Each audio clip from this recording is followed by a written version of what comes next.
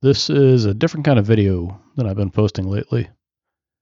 Instead of animating this content today, this entire video is a screen capture of the software that I use to create my animations.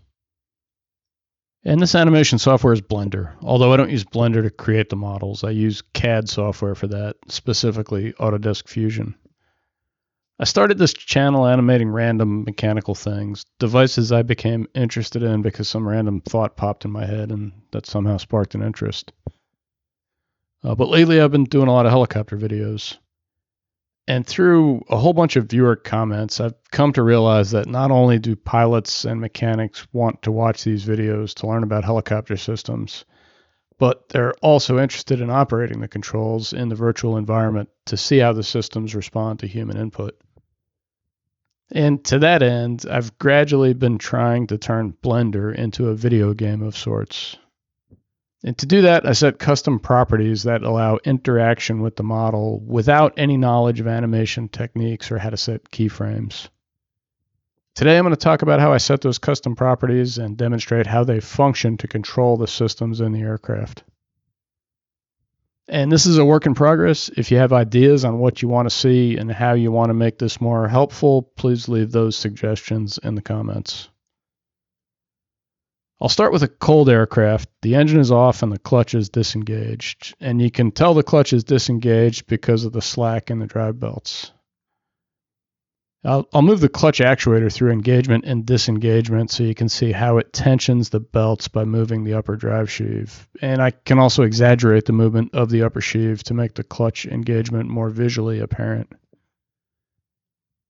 And next, with the clutch disengaged, I'll start the engine. And I eventually plan to model a Lycoming engine in front of the lower drive sheave, probably just the crankshaft, pistons, and connecting rods to give a sense of rotation. But for now, you can tell the engine is operating because of the lower sheave rotation. So with the drive belts slack, the rotors remain stopped until the pilot turns off the rotor brake and engages the clutch. And the rotor brake is also a future project. It's not modeled yet. And then the rotors start turning. And of course, the tail rotor also turns because the tail rotor drive shaft and the gearbox are driven directly by a takeoff pinion from the main transmission. The next thing I can show is an in-flight engine failure and auto-rotation. You'll notice that the upper and lower drive sheaves stop rotating as soon as I set the auto-rotation, but the rotor blades continue to rotate. This is because within the upper drive sheave, there's another clutch mechanism called the Sprague clutch. It's buried inside here, so I'll have to hide some things to show how it works. And as soon as the engine RPM slows down after the failure, these sprags rotate due to friction caused by the change in drive direction.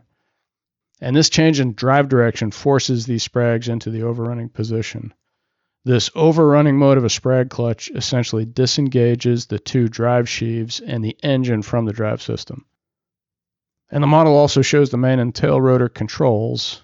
I'll start on the main rotor, but first I'll move the blades to make this easier to see. Right now I'm actuating the pilot's collective lever. And here is lateral cyclic. And now longitudinal cyclic.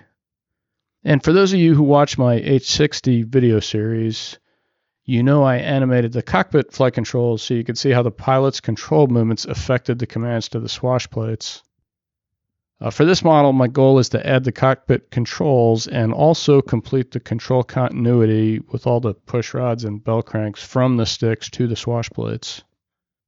And as of now, I control hub flapping and hub coning with direct input, but this is possibly only a few math equations away from making the hub degrees of freedom respond to the control inputs as they would in flight.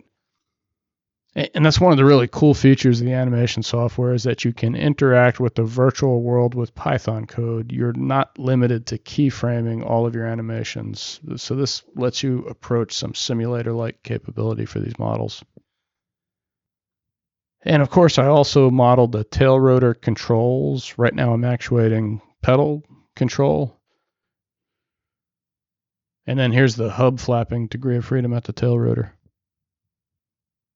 That's all I have for now. This is more of an update. You can see the model is pretty far from being complete, but I'm kind of just showing you what my intent is, where I hope to get to, and then maybe at some point, like I did with the H60 project, distributing that in some way to people who are interested in having this so that you can interact with the virtual model yourselves.